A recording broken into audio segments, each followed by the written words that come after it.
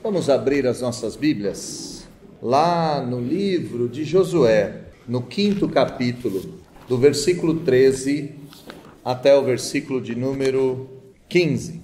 O texto nos diz: estando Josué ao pé de Jericó, levantou os olhos e olhou, e eis que se achava em pé diante dele um homem que trazia na mão uma espada nua.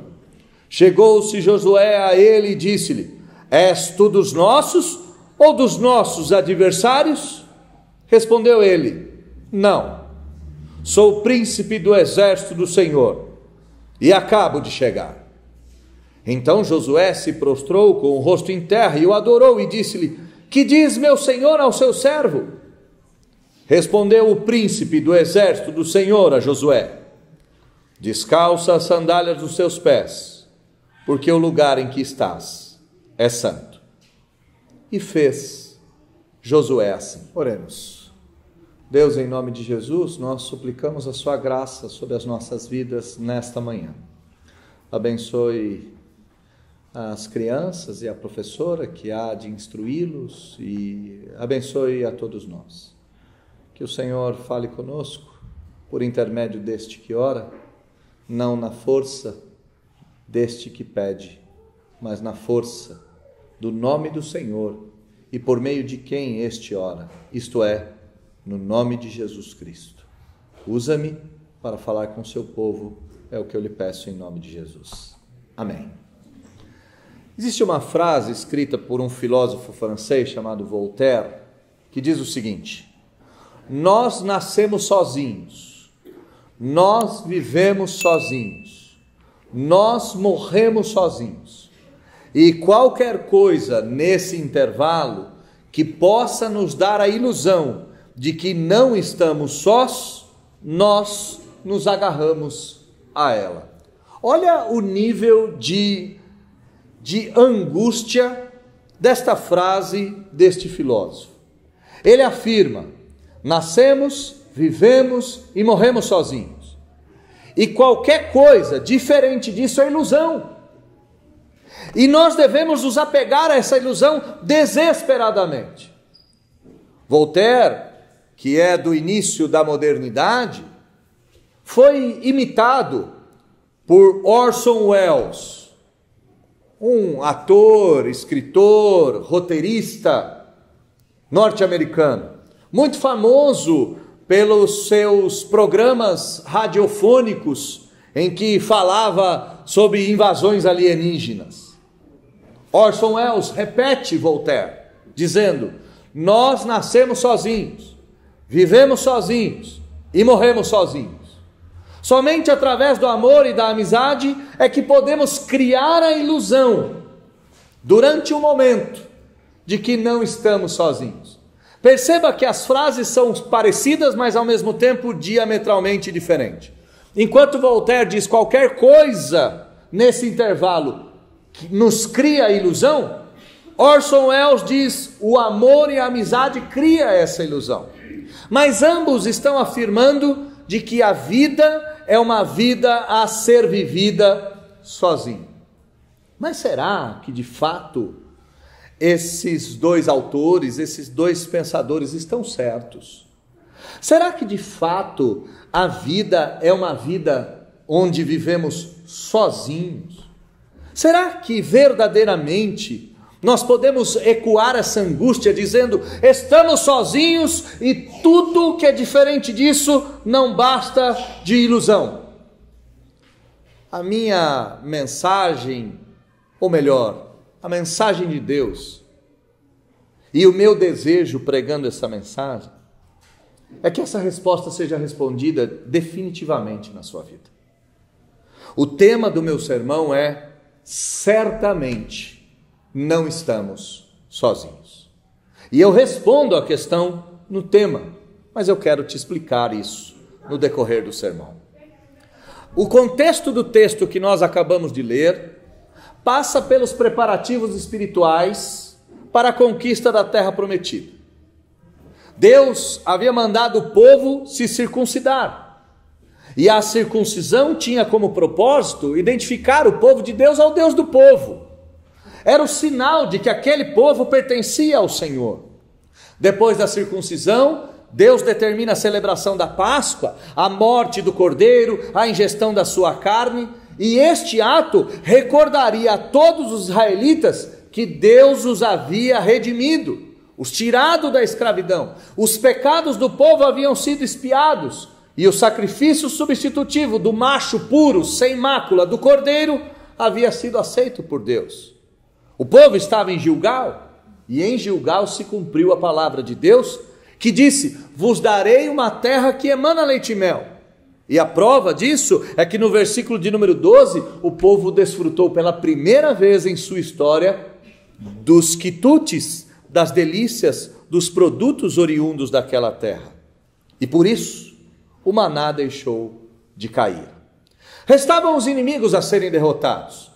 A circuncisão foi feita, a Páscoa foi celebrada, o desfrute dos bens da terra foi ingerido, mas agora, diante do povo de Israel, está Jericó. Está Jericó com todas as suas fortificações, com todas as suas muralhas, com todo o seu exército, com todo o desafio que a guerra apresenta. Então Josué se prepara para a guerra. E o preparo para a guerra está aqui no começo do versículo 13. Olha comigo na sua Bíblia. Estando Josué ao pé de Jericó. Esse é o preparativo. Josué foi até os pés da cidade de Jericó em preparo à guerra que viria. O que ele foi fazer lá? Ele foi avaliar o problema, ele foi preparar a estratégia, ele foi traçar o plano e ele foi se envolver. Irmãos, aqui há um ponto necessário de ser entendido por todos nós.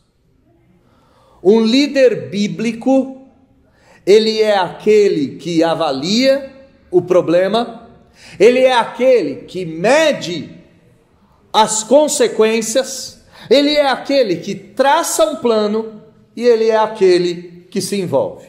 Por que eu estou dizendo isso? Porque a Bíblia como um todo vai trazer lições de liderança, e esse texto mostra mais uma vez que tipo de líder Josué é.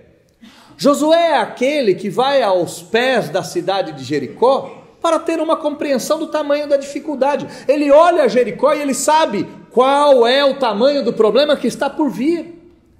Ele não vai para lá simplesmente para aguçar a sua vaidade. Olha o tamanho da cidade que eu vou conquistar. Não é isso que ele faz. Ao olhar a cidade, ele tem uma atitude de preservação do povo. Ele sabe que vidas serão postas em risco e por isso ele não pode falhar no seu plano estratégico. Ele está analisando prós e contras. Ele está analisando qual é a melhor decisão e a melhor atitude a se tomar. E uma das coisas mais belas, Josué é o líder que se envolve pessoalmente. Irmãos, falando aqui pela liderança mais básica, que é a liderança familiar exercida pelo homem. Homens de Deus que me escutem, pelo amor de Deus. Tomem pé dos problemas que existem na sua casa. Avaliem os problemas tendo como ótica o bem-estar da sua família. Tracem um plano para resolver os problemas que sua família está inserida. E se envolva pessoalmente. Toma esse touro com as unhas. Toma esse touro pelos chifres. Não terceirize. E por que eu estou dizendo isso? Porque é comum homens terceirizarem os problemas familiares para a esposa, para o banco, para a família, para o pai, para a mãe, etc. Entenda que o líder bíblico é aquele que acorda mais cedo, é aquele que trabalha mais duro, é aquele que dorme mais tarde, é aquele que renuncia sua comodidade pessoal pelo bem dos demais. Não se esqueça que a liderança exige sacrifícios pessoais. Mas talvez aqui nós não tenhamos só chefes de família, nós tenhamos líderes nos seus trabalhos, envolvendo homens e mulheres, as mesmas lições. Tome pé do problema, avalie o problema, cuide daqueles que estão inseridos, trace um plano e vá para a execução.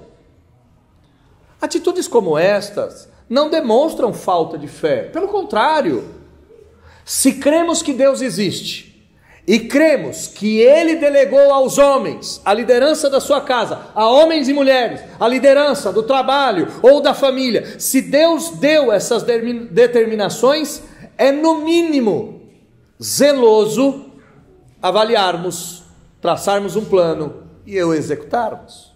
Aquilo que está em sua mão, faze o bem feito, é o que diz a Escritura. Mas acompanhe o texto comigo, pois o texto não se esgota nos aspectos de liderança. Há muito mais a ser visto. A liderança é só uma pequena notinha de rodapé.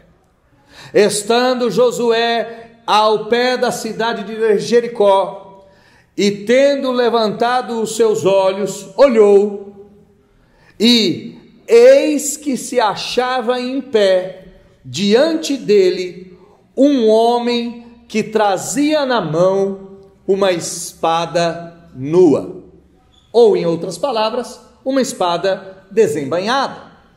O protagonista humano da história, Josué, encontra um mensageiro estranho, e antes de enfrentar o conflito da vida e da morte que está em Jericó e nas suas muralhas, Josué se depara com o conflito com esse mensageiro.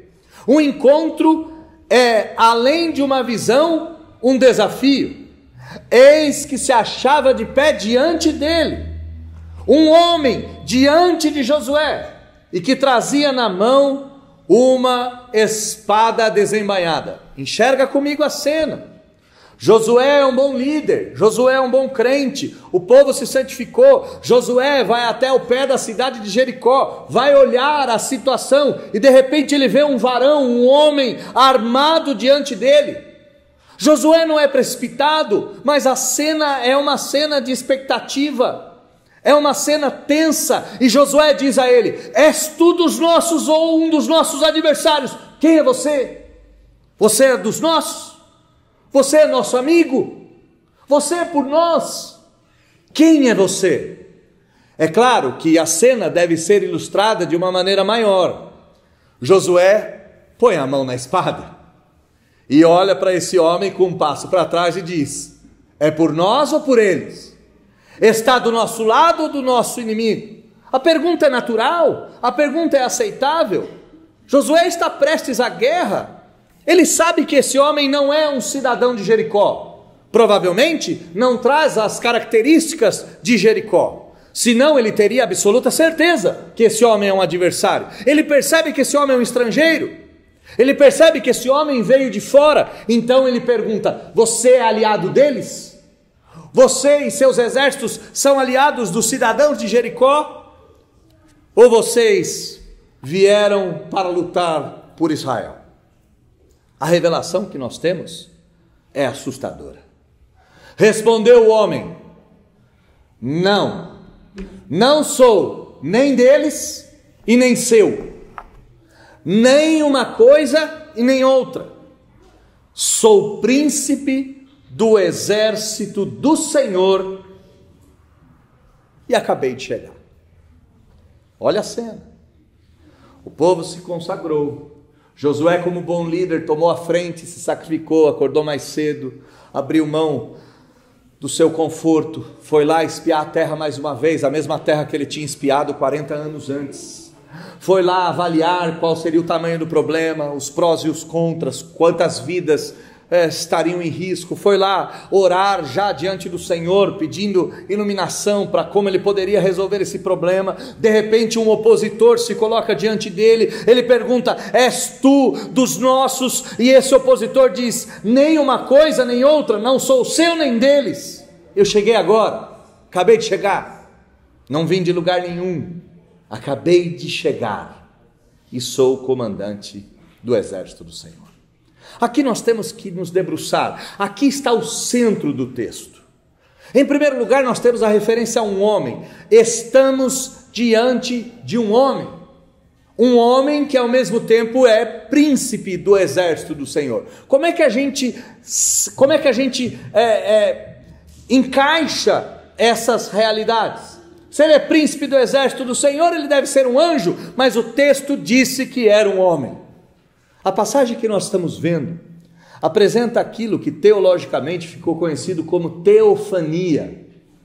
Mas para explicar melhor, vamos pensar em tel, antropos, fania.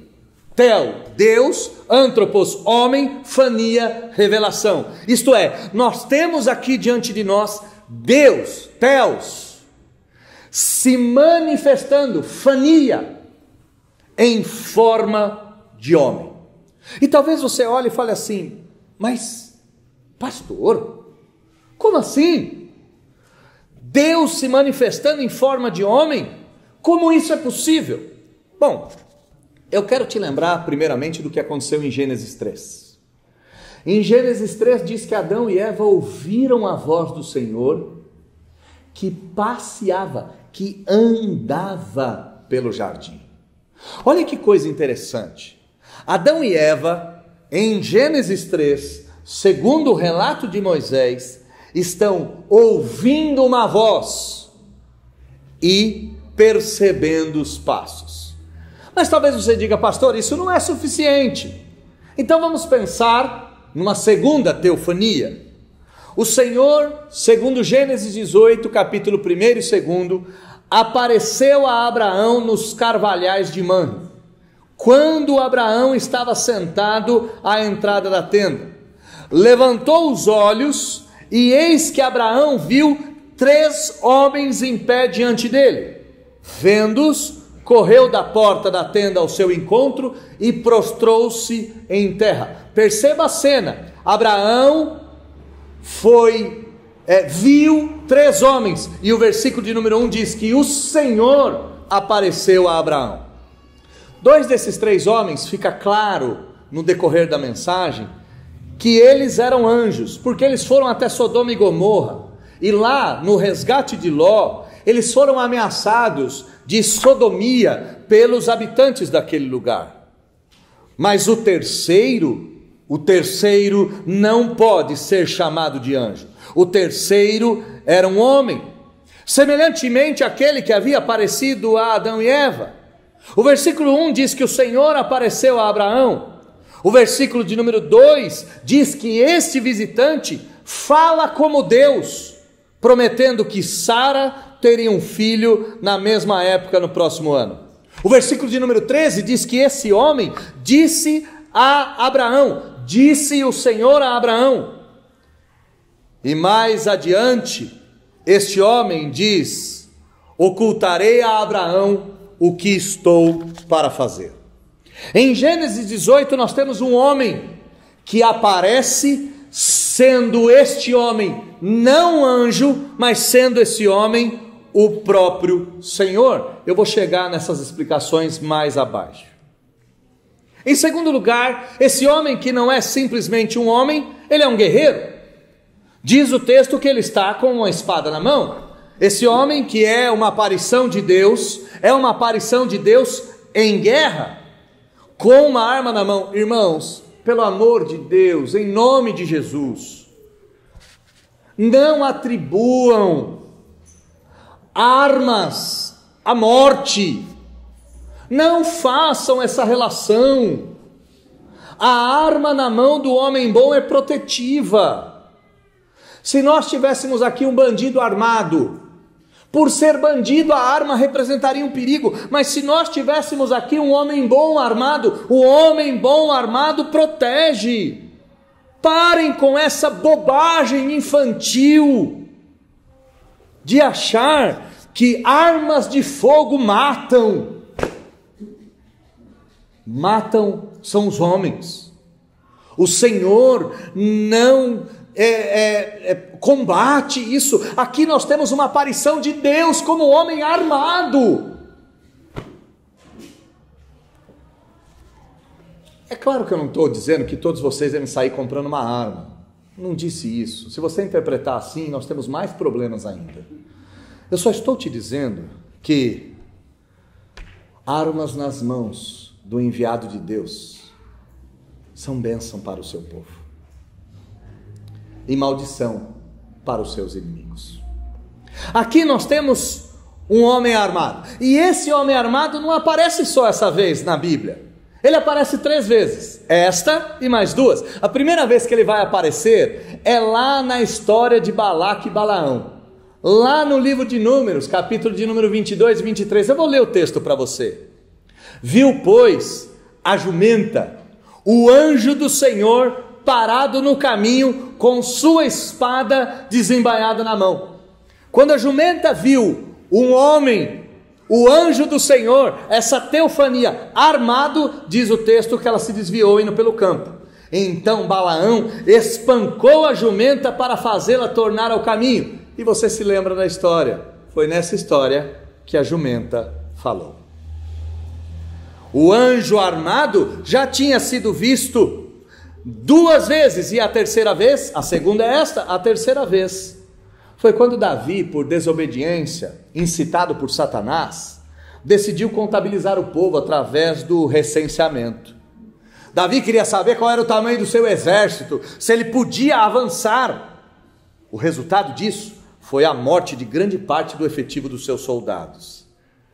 E o que Davi viu, primeiro livro das Crônicas, capítulo de número 21, diz: levantando os olhos, viu o anjo do Senhor, que estava entre o céu e a terra, com a espada desembainhada na mão.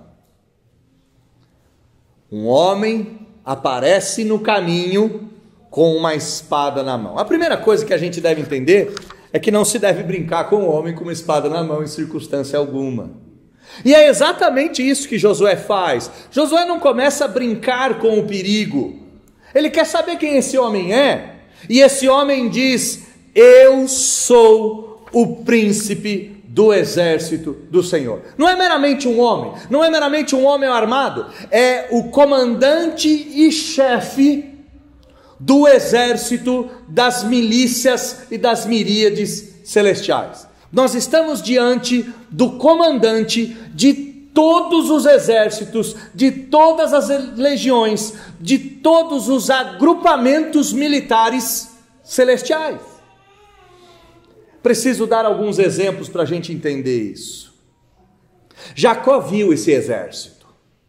Em Gênesis capítulo de número 32, nos é dito que Jacó nomeia um lugar de Manaim, e ele nomeia esse lugar de Manaim porque ele viu os anjos de Deus. Manaim significa 2 acampamentos. Quais eram os 2 acampamentos que Jacó viu? Jacó viu um acampamento do exército de Deus e outro acampamento do seu próprio povo.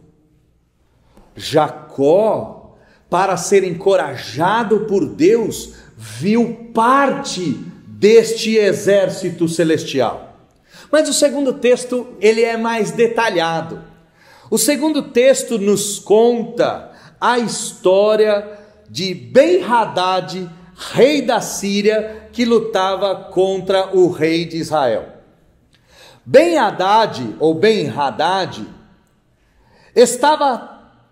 pretendia atacar Israel. Só que todas as vezes que ele ia atacar, ele caía numa armadilha das forças judaicas. As forças judaicas estavam preparadas. Ben-Hadad passou a acreditar que havia um traidor dentro do seu alto comando e exigiu saber quem era esse traidor. Os oficiais de Ben-Hadad contaram que não tinha traidor nenhum, o problema era o profeta Eliseu. Deus avisava para o profeta Eliseu tudo que o rei da Síria ia fazer. O profeta Eliseu ia então ao rei de Israel, contava o plano, o rei de Israel armava uma arapuca e vencia Ben-Hadad. Ben-Hadad decidiu então capturar Eliseu. Eliseu estava em Dotã, diz o texto. Ben-Hadad cercou a cidade à noite.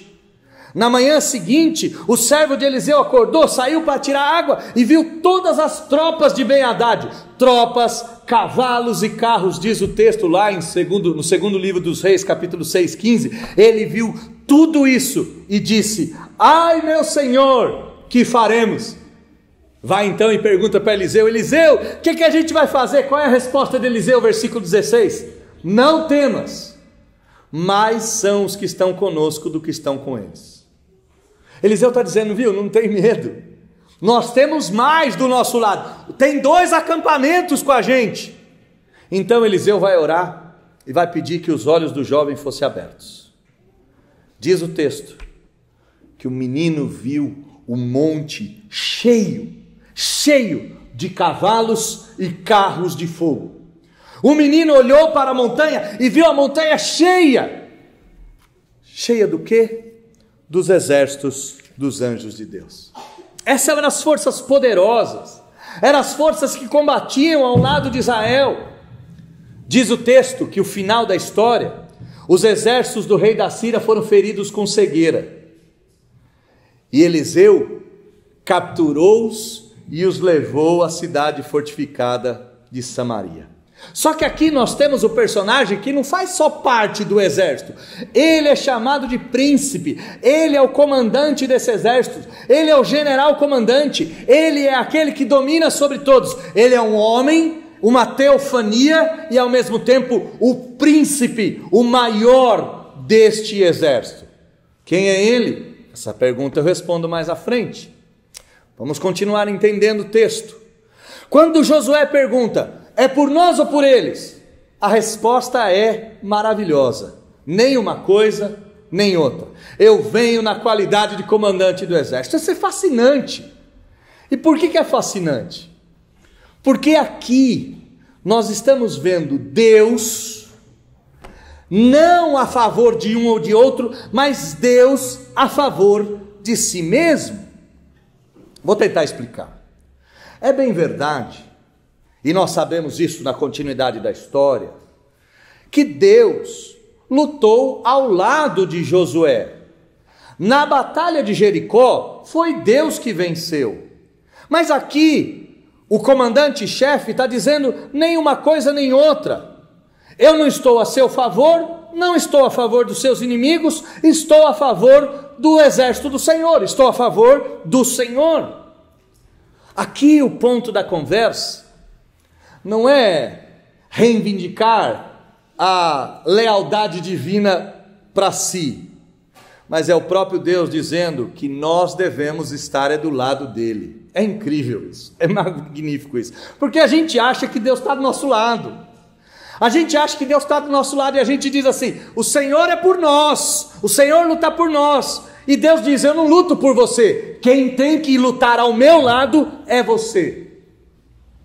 Há uma inversão do sujeito, e percebe a profundidade dessa inversão do sujeito. Irmãos, apesar de lutarmos juntos, Deus nunca lutará as nossas guerras, se nossas guerras não forem primeiro as dele. Compreendam bem, Deus nunca, em hipótese alguma, vai ficar do seu lado para lutar uma guerra que é sua. Por quê? Porque os exércitos de Deus estão a favor do Deus dos exércitos. E o que você deve fazer? Você deve estar do lado dele. Você deve lutar a causa de Deus. Não é Deus que luta a causa de Josué, é Josué que luta a causa de Deus. Josué seguiria o comandante dos exércitos do Senhor, e não o contrário. É interessante que lá em Crônicas de Nárnia, nós temos exatamente a mesma coisa. A guerra não é feita pelos filhos de Adão, a guerra é de Aslan, e compete aos filhos de Adão lutarem ao lado de Aslan. Aslan, o comandante-chefe, o príncipe dos exércitos do Senhor. Para a gente terminar o texto e responder essa pergunta que está no ar: o que é a teofania? Quem apareceu ali? Quem é esse príncipe? Vale dizer que o texto diz que ele acabou de chegar. E isso também é incrível. Isso é fascinante. O anjo do Senhor, no sentido de mensageiro celestial, aquele que é o príncipe e comandante do exército, aquele que é a teofania, a presença visível de Deus, dizer que acabou de chegar. Ele não veio antes, ele não se atrasou, ele chegou no momento certo. E qual é o momento certo da sua chegada? Foi o momento após as consagrações. Irmãos, isso é incrível. Eu fiquei escrevendo o sermão e fiquei lembrando das musiquinhas da época do pentecostalismo, né? E por mais que não pareça, eu já fui meio canela de fogo, deixa para você entender bem assim, né? E há cultos em que as canções são maravilhosas, né? É um forrozinho bem rápido e ele diz alguma coisa assim: você sabe quem acabou de chegar? E a musiquinha diz: quem acabou de chegar é o anjo de Jeová. E aí começa o forrozinho. Você já deve ter ouvido alguma coisa assim. E eu fiquei lembrando disso, pensando nessa cena. O anjo acabou de chegar. Ele não chegou antes, ele não chegou depois. Mas ele só veio depois das consagrações. Note como isso é uma relação com a nossa vida. A gente às vezes espera que Deus haja, que Deus venha, que Deus faça, que Deus aconteça. Mas eu ouso dizer, com todo temor e tremor, que Ele só vai vir depois que as coisas estiverem consagradas. Ele só vai vir depois da circuncisão. Ele só vai vir depois da Páscoa. Ele só vai vir depois do fim do maná. Ele só vai vir do fim do pecado. E nesse caso, não é o pecado eterno, é o pecado provisório, é o nosso caso. Deus não vai agir nas nossas lutas, ou melhor, Deus não estará ao nosso lado nas lutas dele, nos chamando para pelejar junto com ele, enquanto nossos pecados fizerem separação entre nós e ele. Nossos pecados, irmãos, fazem separação entre nós e o nosso Deus. O homem armado, príncipe, comandante do exército do Senhor, só vem na hora certa. Ele acaba de chegar e a hora certa é depois da santidade. Qual é a atitude de Josué? Josué pergunta para ele, talvez com a arma na mão: és tu dos nossos ou dos nossos inimigos? Assim que ele diz, nem de um e nem outro, eu sou comandante-chefe do exército celestial, sou príncipe do Senhor. Josué se prostra com o rosto em terra e o adora. Irmãos, isso aqui é seríssimo. Um anjo jamais aceitaria a adoração. Todos os episódios em que anjos recebem adoração, os anjos dizem: não, sou com você, se levante, adore a Deus. Isso está lá em Apocalipse, de forma clara e retumbante. Só se poderia adorar a Deus, e Josué adora esse anjo, Josué adora esse homem, Josué adora esse príncipe, Josué adora esse comandante, Josué adora esse ser que veio do céu. Esse ser que recebe adoração só pode ser Deus. Josué sabia que ele era Deus, e tanto é que Josué sabia que ele era Deus, que se prostrou e adorou e disse: que diz meu Senhor ao seu servo? Percebe a forma que ele chamou? O que diz você, meu Senhor, ao seu servo? Josué o chama de Senhor. Ele não tem dúvida que está diante de Deus. Ele se prostra, ele chama de Senhor e ele se afirma como servo. Então aqui a gente tem a resposta daquilo ou daquele que aparece. Não podemos ter dúvida alguma de quem é esse indivíduo. Esse indivíduo é o Senhor Deus, ótimo. Mas qual pessoa da Trindade é esta aparição? O Deus Pai, em toda a Escritura, nos é dito que ele é invisível. Ninguém jamais o viu. Diz a Escritura que todas as vezes que o Senhor Deus aparece, ele aparece em um dos seus atributos, em glória, e homem algum pode vê-lo sem ser destruído. As manifestações visíveis de Deus estão relacionadas à sua Shekinah, à sua glória. Então aqui não é o Pai. Ah, mas Isaías no ano da morte do rei Uzias viu o Senhor, diz o texto. Pois é, João diz que ele viu o Senhor Jesus. Só para dar um spoiler da minha resposta antes de dá-la. Ah, a terceira pessoa da Trindade. Não, as manifestações corporais da terceira pessoa da Trindade ou são como uma força, um vento. O Espírito é como o vento. O fogo, ele desce como fogo. Ou como a pomba. Qual é o único?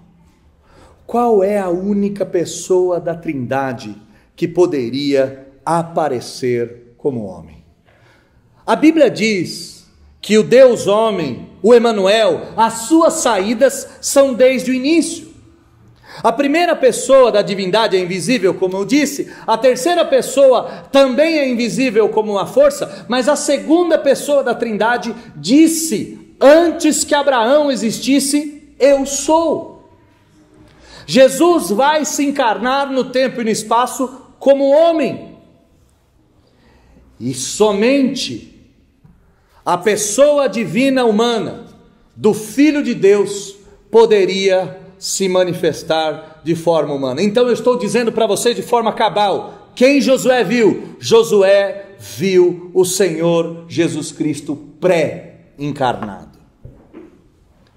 Ele viu Deus, ele adorou a Deus, ele se prostrou diante de Deus, ele reconheceu a divindade, e esta pessoa da divindade não pode ser o Pai, porque o Pai é invisível, não pode ser o Espírito, porque o Espírito se manifesta como força, só pode ser o Senhor Jesus Cristo. E o Senhor Jesus Cristo nada mais é do que a única teoantropofania. Nós cantamos aqui Colossenses 1, ele é a imagem do Deus invisível. Se nós olharmos para João capítulo 1, ele tabernaculou-se e vimos a sua glória como o único da mesma espécie do Pai.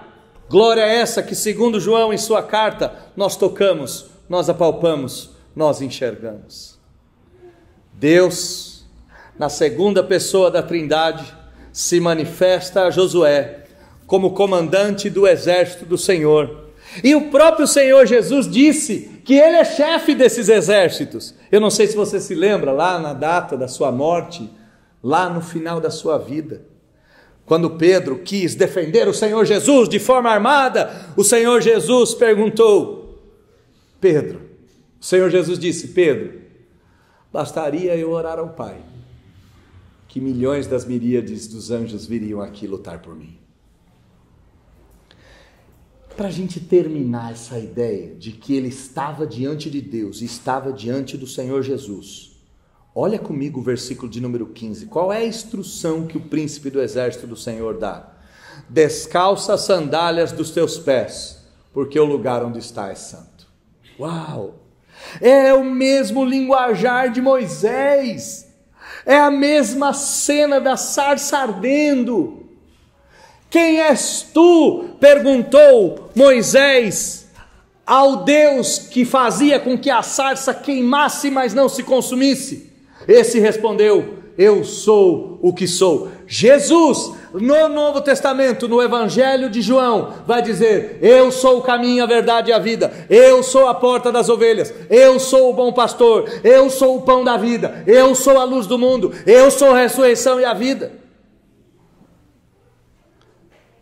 O príncipe no exército do Senhor, a segunda pessoa da Trindade, o Senhor Jesus diz, descalça as sandálias, porque você está na presença de Deus, porque você está num lugar que é santo, porque você está num lugar onde Deus se encontra, e no lugar onde Deus se encontra, o homem não pode estar com as suas sujeiras e com as suas misérias.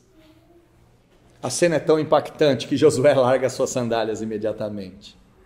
Termina o texto dizendo, e Josué fez assim.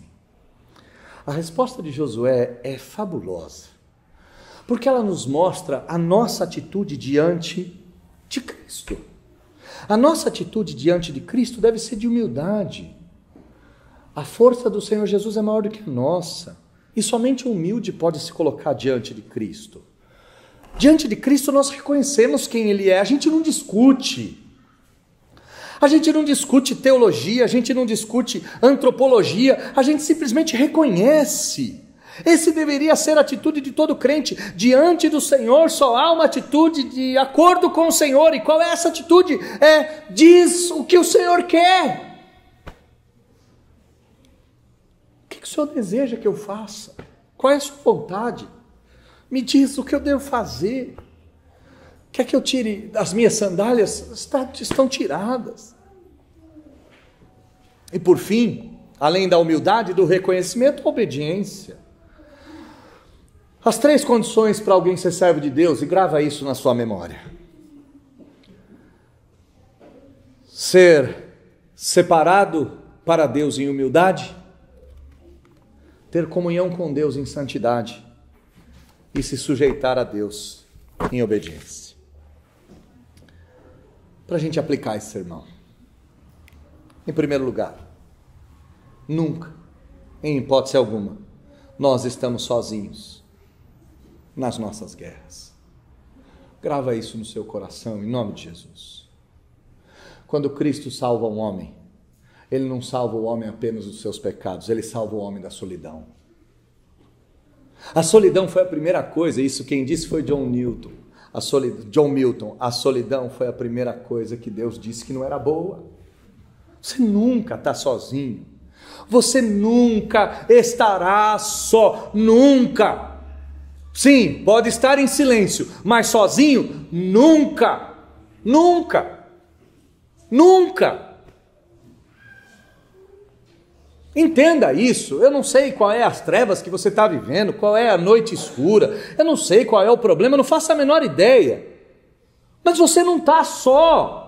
Você não pode pensar como Voltaire, você não pode pensar como Orson Welles, você não pode pensar que você está sozinho e que o mero convívio com alguém é ilusão. A Bíblia te garante que você não está sozinho. E a Bíblia te garante que você não está sozinho, porque Jesus é aquele que luta por nós e aparece no seu caminho.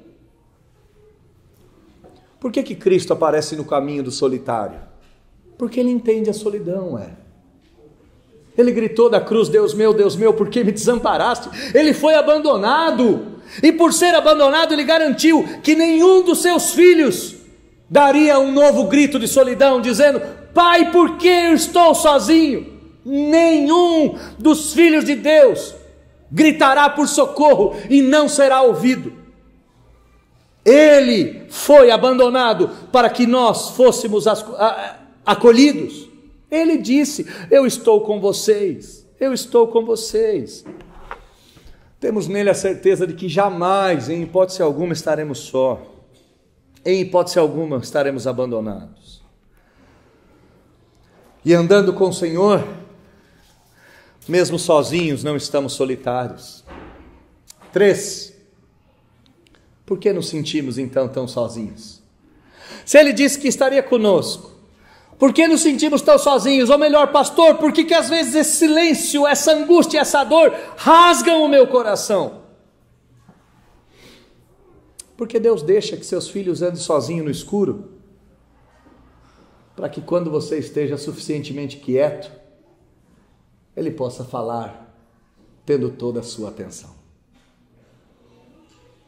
Pode parecer sádico isso, mas não interprete assim. Por favor, não interprete assim. Deus às vezes deixa a gente no escuro. Do mesmo jeito que você, pai e mãe, coloca o seu filho de castigo, Deus às vezes coloca alguém num cantinho e não responde a essa pessoa, e não dá uma luz, e não dá uma direção, para que essa pessoa consiga ficar quieta o suficiente para ouvir a voz do Senhor. E se você está num desses canyons da vida, no profundo de um abismo escuro, frio e silencioso, saiba que no momento oportuno, na hora certa, Ele aparece para te tirar de lá. 4º lugar, temos que entender que Deus não luta as nossas guerras, e talvez seja por isso que às vezes a gente fica sozinho. Às vezes a gente quer que Deus venha lutar nossas guerras, e a gente fala: Deus me dá vitória nisso, Deus faça aquilo, Deus me dê aquilo outro, e Deus diz: meu caro, será que você não entendeu ainda que a guerra que você quer que eu lute é sua? Deus aparece no meio dos nossos caminhos na hora certa para dizer: eu não sou nem por você e nem por eles, eu sou a favor do Senhor, faça-me o favor de lutar comigo. A gente às vezes não tem resposta alguma, porque fazemos as perguntas erradas, pois perguntamos para nós, por nós e através de nós. E o último ponto: Deus só irá nos dar o caminho quando tivermos feito tudo aquilo que tivermos que fazer. Isso é, no texto, os atos consagratórios. Em Josué, os atos de liderança. Em você, eu não faço a menor ideia. A minha grande esperança é que o Espírito te mostre hoje, definitivamente, porque ainda você não se deparou com o anjo do Senhor. Como é que eu concluo esse texto? Não estamos sozinhos. Não nascemos sozinhos. Não vivemos sozinhos. E certamente, crendo no Senhor, jamais morreremos sozinhos. Aquele que está em Deus, mesmo em silêncio, mesmo no escuro, mesmo em sozinho, em hipótese alguma, em circunstância alguma, estará de fato só. Que Deus te ajude, olhando esses pequenos versículos, que Deus te ajude a você pensar qual guerra você está chamando Deus para lutar, a você pensar qual ato de consagração você tem deixado de fazer, e acima de tudo, para você ter a certeza de que mesmo Deus estando em silêncio, Ele nunca foi embora, Ele nunca irá embora, mas Ele se revelará no dia e na hora certa, porque Ele diz: eu chego na hora certa, eu acabei de chegar. Feche seus olhos, baixe sua fronte, vamos orar. Deus, em nome de Jesus, nós cremos que o Senhor, por meio do seu Filho Jesus Cristo, está conosco. Cremos piamente que não estamos sozinhos, temos absoluta certeza disso. A grande angústia é que às vezes não te ouvimos, às vezes não entendemos o porquê da escuridão e da demora, e talvez esse texto tenha nos ensinado muitas coisas. Talvez a demora e o silêncio é porque ainda não estamos prontos em santidade para receber o Senhor e a sua direção. Talvez o grande problema é que estamos lutando as guerras erradas, estamos lutando as batalhas equivocadas, e o Senhor não se engana, não se ilude. O Senhor não vai desembainhar a sua espada por uma guerra que não é tua. Nós suplicamos então que o Senhor nos dê um banho de santidade, de consagração mesmo, de oração, jejum, leitura bíblica, contentamento, não murmuração, descanso em Deus, fé, piedade, devoção, alegria, coisas que o Senhor diz que nós devemos ter independente da circunstância. Temos orado, temos jejuado, mas não temos alegria, não estamos prontos, e ponto, e acabou.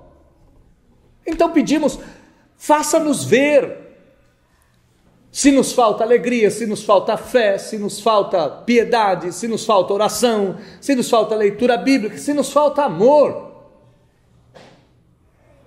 E nos faça enxergar qual é a guerra que o Senhor quer que a gente lute. Sabe, Deus, pensando na escola dominical, pensando no domingo da igreja perseguida, às vezes a gente acha que a guerra é nosso casamento, às vezes a gente acha que a guerra são os nossos filhos, que a guerra é nossa família, que a guerra é nossa empresa, que a guerra é a falta de recurso, que a guerra é o mercado, a política, o judiciário. Deus, a guerra é espiritual e é o seu reino. Jericó não caiu porque o Senhor odiava os habitantes. ou porque Josué tinha uma rincha com ele de 40 anos atrás. Não foi por nada disso. Jericó cai para o avanço do seu reino. Nosso casamento não vai melhorar para que a gente fique feliz, nosso casamento vai melhorar para que o seu reino avance. Nossa empresa só vai passar a ser aquilo que o Senhor disse que ela seria no dia que toda a existência dela for para a glória do seu reino. Talvez algumas coisas não aconteçam porque o contentamento, a felicidade e a alegria abandonaram o nosso coração junto com a sua voz. Que hoje sua voz seja ouvida. Que hoje o seu Espírito fale conosco. Que hoje ouçamos a voz do Senhor dizendo: venha lutar a minha guerra. E se consagre antes.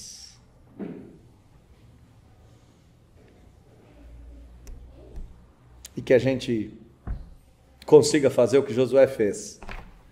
Humildemente se prostrar diante do senhorio de Cristo e obedecer. Tirar as sandalias dos pés. Entender que pisamos em terra santa.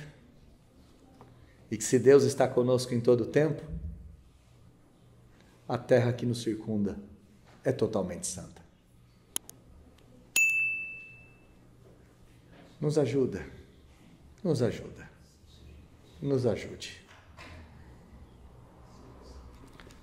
Nós oramos em nome de Jesus. Amém.